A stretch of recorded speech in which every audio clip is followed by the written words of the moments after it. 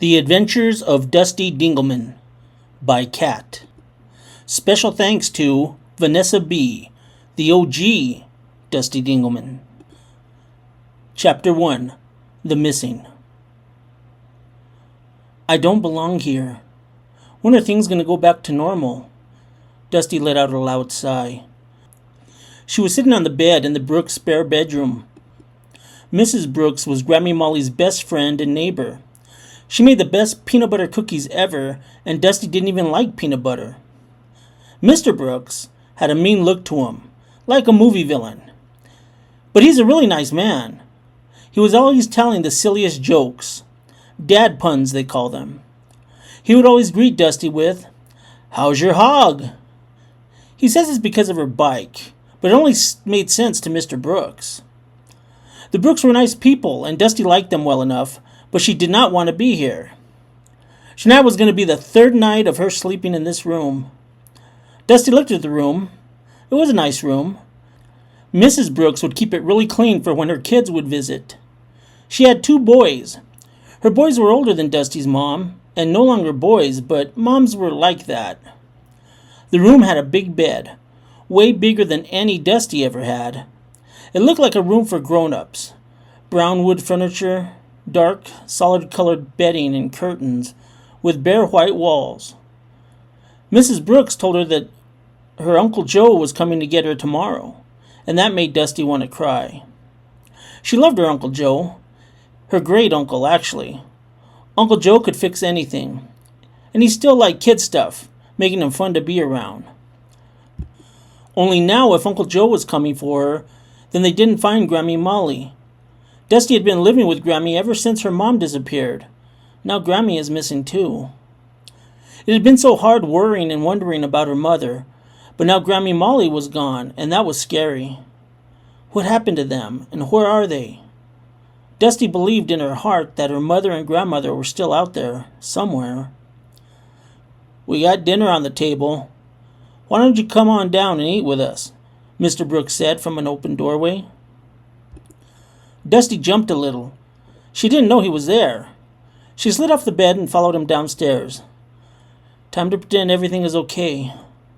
Dusty was getting tired of pretending. In the morning, Dusty packed up all her things. All she brought along was a few changes of clothes, which she stuffed into her backpack. Mrs. Brooks had washed it all for her, so she took care to pack it carefully. She then went downstairs to sit in the living room and wait for Uncle Joe.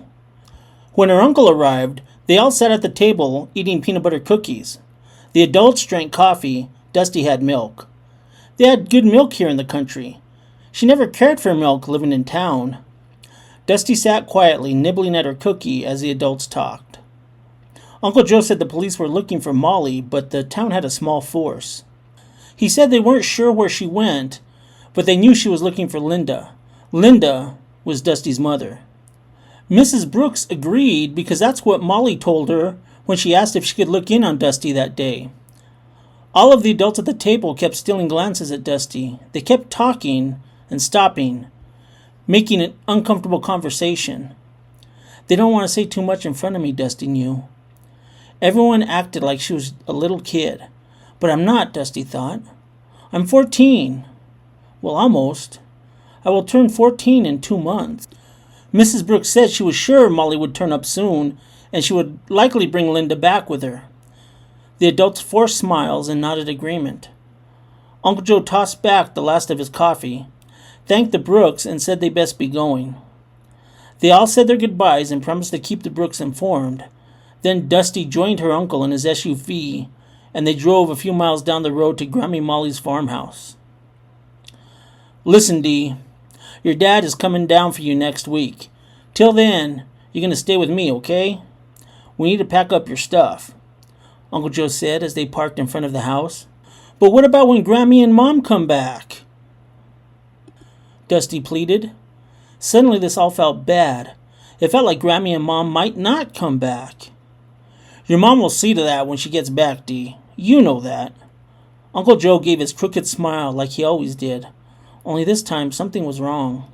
Something in his eyes made his smile seem sad, and Dusty felt herself tear up. She swallowed hard, trying to keep it together. Uncle Joe hugged her, and she began to sob.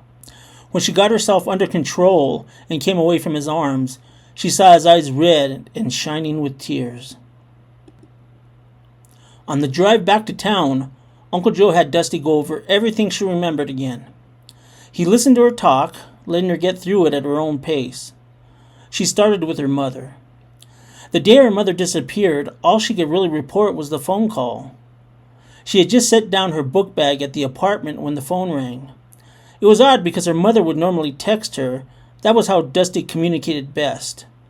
She would only call if she was in a hurry.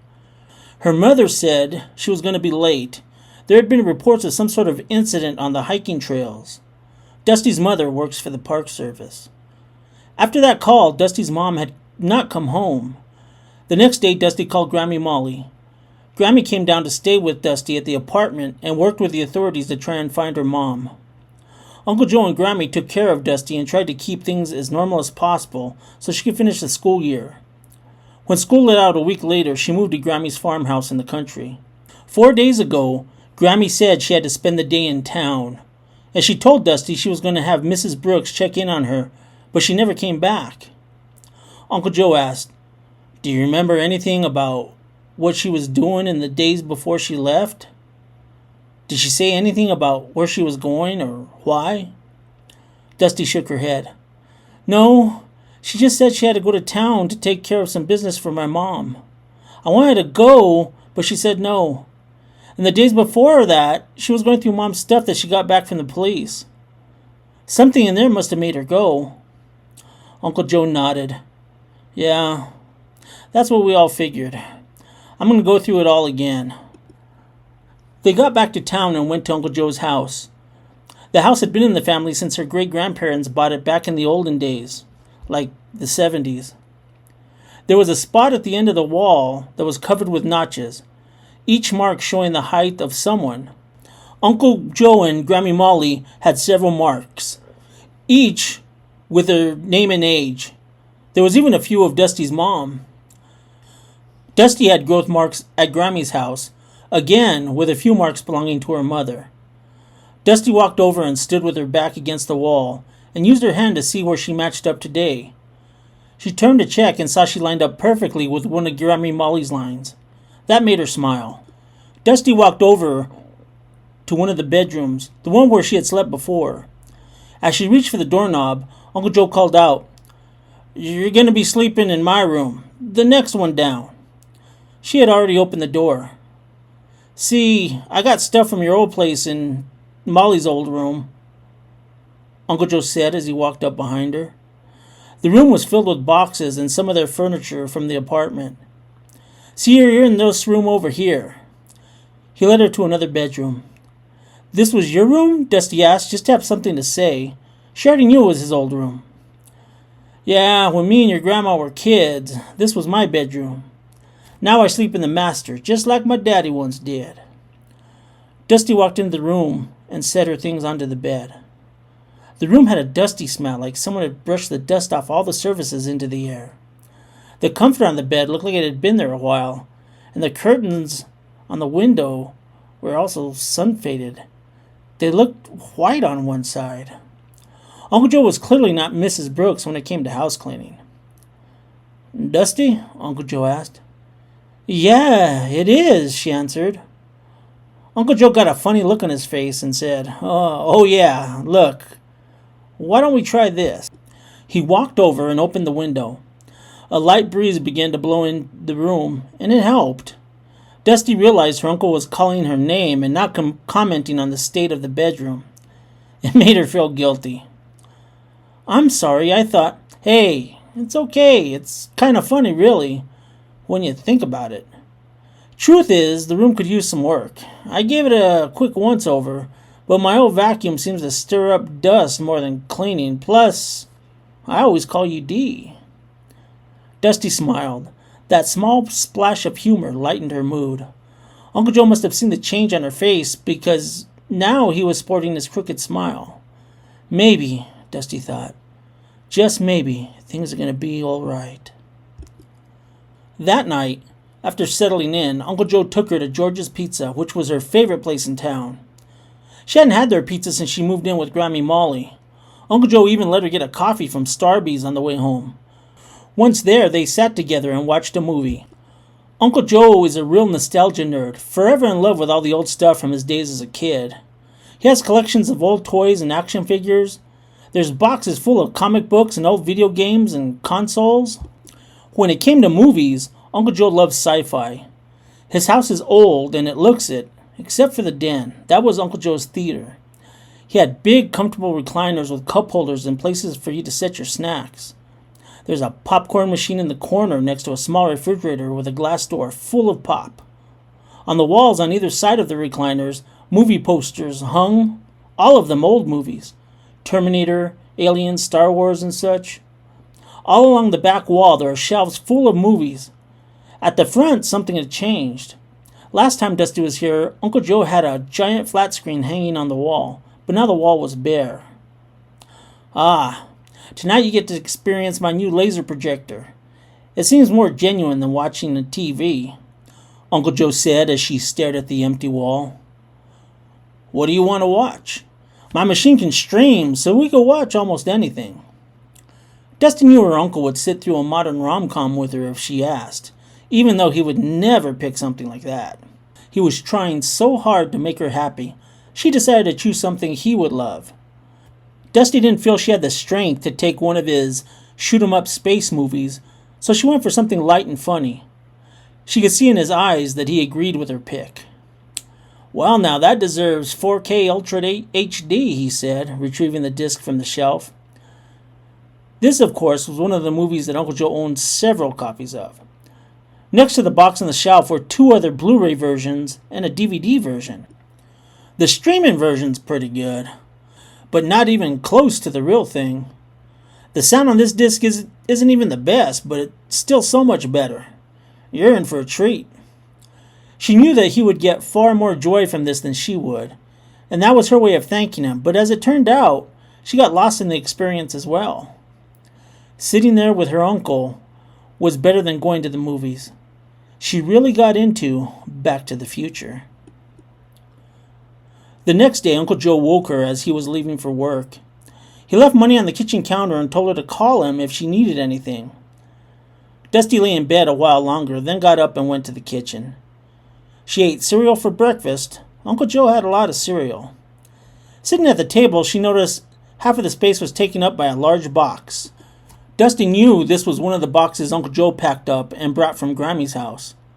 She walked over to the box and saw her mother's laptop inside.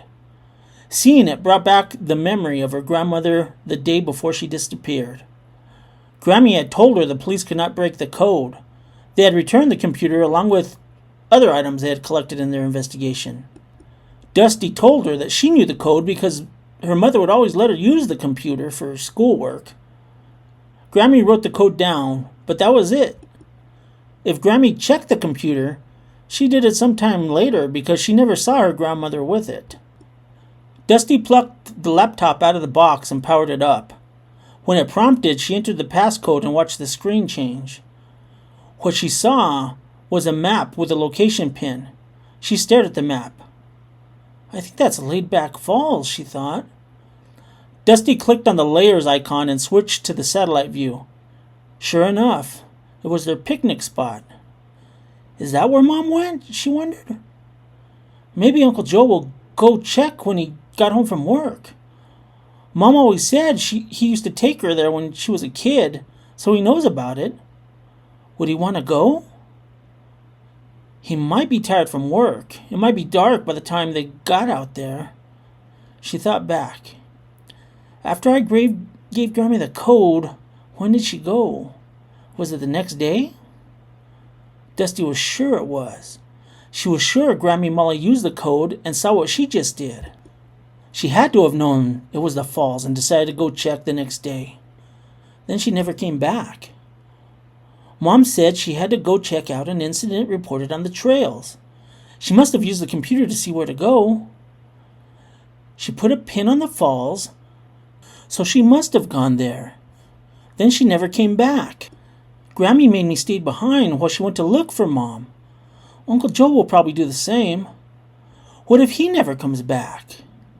They brought her bike with the stuff they took from Grammy's house. She could ride that out to the falls.